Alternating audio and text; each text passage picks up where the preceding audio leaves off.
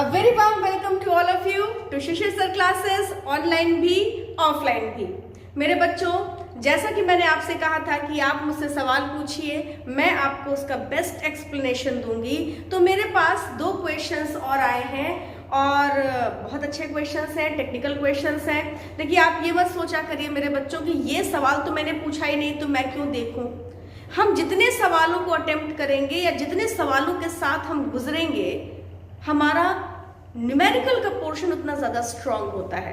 तो प्लीज इस वीडियो को एंड तक देखिए और क्वेश्चंस की टेक्निक्स को समझिए, क्योंकि एक क्वेश्चन कई क्वेश्चंस में हमारी हेल्प करता है जब हम उसके कॉन्सेप्ट को समझ जाते हैं। तो चलिए शुरू करते हैं। हमने दोनों क्वेश्चंस अपने पेज पर नोट कर लिया है। हमारा पहला क्वेश्चन है from electricity and the question is visible I think to all of you. The circuit below consists of a resistor connected in series with two 2000 ohm resistors. The variable resistor can be adjusted to any value between 0 to 4000 ohm. Question ध्यान से देखिए। Question ने कहा है कि एक circuit है जो भी मैंने आपके सामने बनाकर रखा है।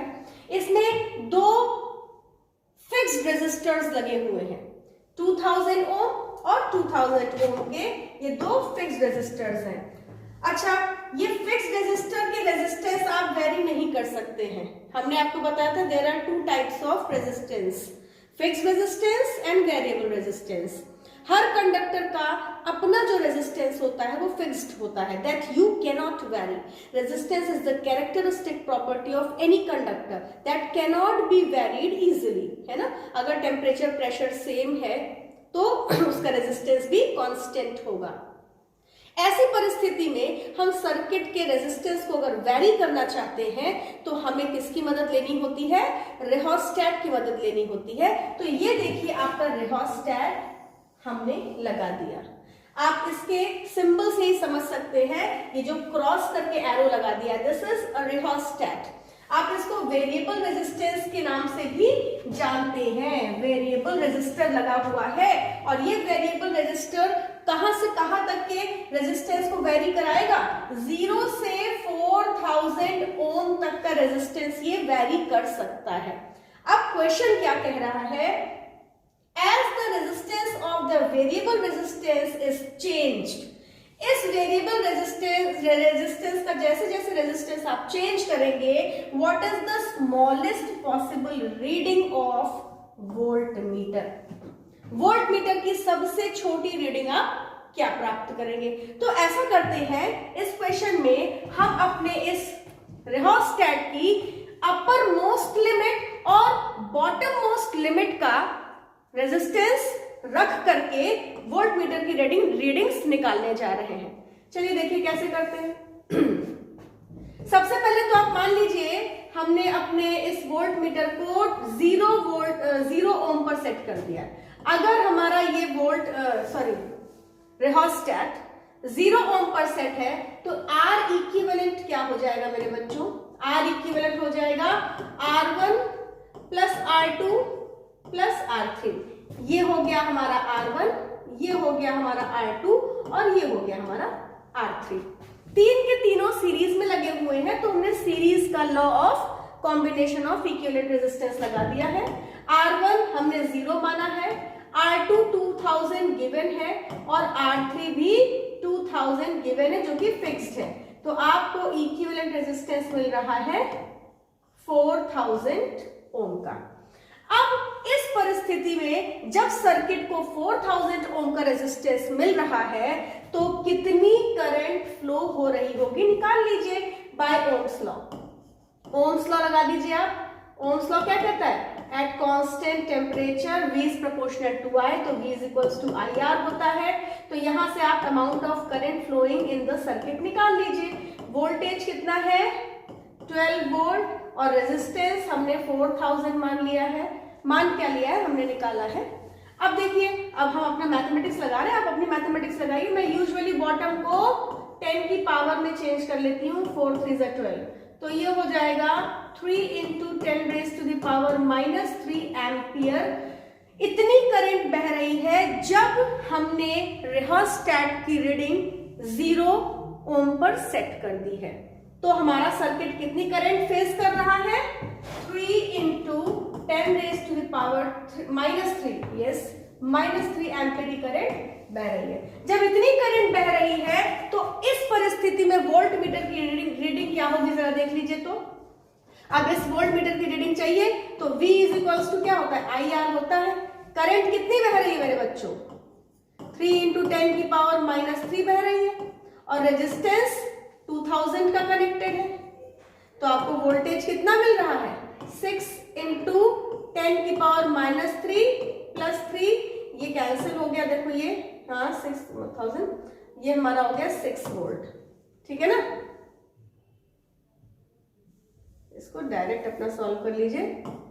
ये 6 volt will be the total amount of voltage in the circuit. कब?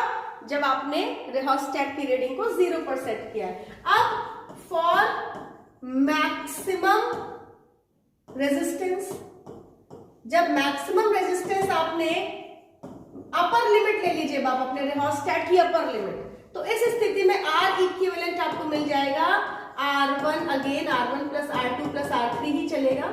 R1 कितना हो जाएगा? R1 आपने मैक्सिमम ले लिया है, R2 आपका 2000 था, 2000 है, 2000 ही रहेगा, तो टोटल इक्विवेलेंट रेजिस्टेंस आपका 8000 ओम आ गया। अब जब आपने इसको 4000 पर सेट कर दिया मेरे बच्चों, जब आपने इसको 4000 ओम पर सेट कर दिया तो करंट भी तो वेरी कर जाएगी, क्यों भैया? अब करंट कितनी हो जाएगी इस परिस्थिति में, निकाल लीजिए। Again I is to V/R करेंगे। वोल्टेज कितना है? वोल्टेज 12 है, रेजिस्टेंस 8000 है। हम फिर वही काम करेंगे, बॉटम को 1000 में कन्वर्ट कर लेंगे। 8 से डिवाइड कर दीजिए, 8 ये हो जाएगा 8 1 8 4 20, 8 5 1.5 अपॉन 1000 मीन्स आपको मिल गया करंट कितना? 1.5 इंटू 10⁻³ एम्पियर की करंट। इतने एम्पियर की करंट आपको कब मिल रही है? जब आपने इसको मैक्सिमम लिमिट पर सेट कर दिया, तो 1.5 इंटू 10⁻³ एम्पियर की करंट बह रही है। इस परिस्थिति में वोल्ट मीटर रीडिंग कितनी देगा? V इज IR देगा। I कितना है? 1.5 इंटू 10⁻³ रेजिस्टेंस है 2000 का। आप देख सकते हैं कि वोल्ट मीटर सिर्फ इस रेजिस्टर से कनेक्टेड है, तो ये सिर्फ इसी की रीडिंग को लेगा, माने इसी रेजिस्टेंस को कंसिडर करेगा, बाकी करंट कंसिडर करेगा। करंट हमने इतनी निकाली है, तो ये हो जाएगा 3, हाँ ये टोटल 3000 हो जाएगा, 3000 15 to 30, ये एक के पहले पॉइंट लग जाएगा, इंटू 10⁻³ ये भी देखिए कट पिटा करके 3 वोल्ट आ जाएगा। तो इस स्थिति में वोल्ट मीटर 3 वोल्ट की रीडिंग दे रहा है और इस स्थिति में वोल्ट मीटर 6 वोल्ट की रीडिंग दे रहा है। तो मैक्सिमम रीडिंग वो 6 वोल्ट की देगा और मिनिमम रीडिंग वो 3 वोल्ट की देगा। सो इस तरीके से हम इस क्वेश्चन को सॉल्व करेंगे, ठीक है। तो क्वेश्चन ने क्या कहा था? What should be the smallest possible reading? The smallest possible reading should be 3 volt. और कब होगी? जब आप अपने रिहोस्टेट को मैक्सिमम लिमिट पर सेट कर देंगे। नेक्स्ट क्वेश्चन हमारा है, 2 इक्विवेलेंट रेजिस्टेंस ऑफ 2 रेजिस्टर्स, अच्छा, connected in series is 6 ohm and parallel equivalent resistance is 4/3 ohm. What are the values of resistors? अच्छा भाई, इन्होंने कहा है कि 2 रेजिस्टर्स हैं, जब उनको सीरीज में कनेक्ट किया है, मान लीजिए रेजिस्टर्स R1 है और R2 है, जब इनको, अच्छा इसको मैं बाद में करूंगी, पहले मैं आपको बता दूं कॉन्सेप्ट क्या है। 2 रेजिस्टर्स मान लीजिए एक R1 है और एक R2 है, जब इसको आपने सीरीज में कनेक्ट किया है तो ये R1 है, ये R2 है, तो इक्विवेलेंट रेजिस्टेंस आपको मिल रहा है 6 ओम का। अच्छा, इसी में आपसे एक और ट्विस्ट इन्होंने लगा दिया कि जब इन दोनों रेजिस्टर्स को हम पैरेलल में कनेक्ट कर रहे हैं तो इक्विवेलेंट रेजिस्टेंस कितना दे रहे हैं? तो इक्विवेलेंट रेजिस्टेंस ये दे रहे हैं 4/3 ओम। क्वेश्चन कह रहा है R1 और R2 कितना होगा? क्वेश्चन समझ में आया? ये बहुत अच्छा क्वेश्चन है और काफी आसान भी है। जरा एक बार टेक्निक देख लीजिए, उसके बाद आप सारे क्वेश्चंस कर लेंगे। अगर R इक्विवेलेंट सीरीज में 6 ओम है तो एक इक्वेशन आपको मिल जाएगी R1 plus R2 is equals to 6, right? This is equation number 1। जब ये कह रहा है कि R इक्विवेलेंट पैरेलल में 4/3 है तो पैरेलल में आपको पता है कि R1 R2 upon R1 plus R2 is equals to 4/3 is given to you. ये दो इक्वेशंस आपके गिवन डेटा से आपने बनाए हैं। अब कुछ नहीं करना है बेटा, इन इक्वेशंस को आप अपने मैथमेटिक्स को लगाइए, सॉल्व कीजिए and you will get your answer. सबसे बड़ी समस्या तो यही है कि मैम इक्वेशन ही नहीं सॉल्व करना आ रहा है। चलिए सॉल्व करते हैं। R1 R2 उठा करके यहाँ रखिए तो हो जाएगा R1 R2 upon 6 is equals to 4/3, 3 2 जा 6, तो ये हो जाएगा R1 R2 is equals to 8। देखिए एक इक्वेशन हमको ये भी मिल गई, R1 R2 8 है, दिस इज इक्वेशन नंबर 3। आपको R1 प्लस R2 भी मालूम है, R1 R2 भी मालूम है। क्या इससे हमें कोई लाभ होगा? बिल्कुल होगा। चलिए मैथमेटिक्स अलजेब्रिक एक्सप्रेशन का एक फॉर्मूला लेते हैं। R1 माइनस R2 का होल स्क्वायर बराबर होता है मेरे बच्चों R1 प्लस R2 का whole square, R1 plus R2 का whole square minus 4 R1 R2। इस इक्वेशन से क्या मुझे कोई हेल्प मिलेगी? चलिए देख लेते हैं। बिल्कुल मिलेगी। यहां से आप R1 माइनस R2 निकाल लीजिए। R1 प्लस R2 हमको 6 दे रखा है और अभी हमने R1 R2 निकाला है कितना? 8, 4 into 8, तो ये हो जाएगा 36 minus 32 is equals to 4। R1 minus R2 का होल स्क्वायर 4 है तो R1 माइनस R2 हमारा 2 हो जाएगा। एक इक्वेशन जबरदस्त हमको ये भी मिल गई। R1 माइनस R2 बेटा 2 है, R1 प्लस R2 6 है।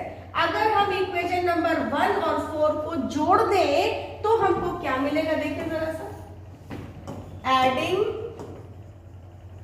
इक्वेशन 1 and 4, 1 and 4 को ऐड कर लेते हैं तो R1 plus R2 is equals to 6 है, R1 minus R2 is equals to 2 है, ऐड कर दीजिए, ये कट जाएगा, 2 R1 इज इक्वल्स टू 8 हो जाएगा, तो R1 is equals to 4 ohms आपको मिल गया। R1 मिल गया, उठा करके यहाँ वैल्यू रख दीजिए, you will get your answer. R1 plus R2 means 4 plus R2 is equals to 6, तो R2 आपका क्या हो जाएगा? R2 आपका हो जाएगा 6 minus 4 is equals to 2 ohms। तो this is the way you can sort out your answers. लेकिन ध्यान दीजिएगा, आंसर्स निकालने के बाद एक बार इसको क्रॉस चेक भी कर लीजिएगा कि क्या आपके आंसर सही है। जरा यहाँ पर देखिए, R1 प्लस R2 6 आना चाहिए, क्या 4 प्लस 2 6 आ रहा है? यस, बिल्कुल सही है। अच्छा, यहाँ पे भी रख करके देख लीजिए, क्या इसको पैरेलल में करने पर आपका आंसर ठीक आएगा? एक रेजिस्टर आपका हमने निकाल लिया, कितना है ये 4 ओम का है और ये 2 ओम का है। अगर इनको हमने पैरेलल में लगाया है तो 1/4 प्लस 1/2 ये आ जाएगा, आपका एलसीएम 8 हो जाएगा। 2 प्लस 4 ये 6/8, ये 1/R इक्विवेलेंट आ रहा है, तो ये हो जाएगा 3/4। तो देखिए R इक्विवेलेंट हमारा 4/3 आ गया। मीन्स हम हर तरीके से सही है। क्रॉस चेक कर जरूर देखा करिए। इस तरीके से आप अपने क्वेश्चंस को हल कीजिए। Go ahead and get ready for your exams. Thank you very much.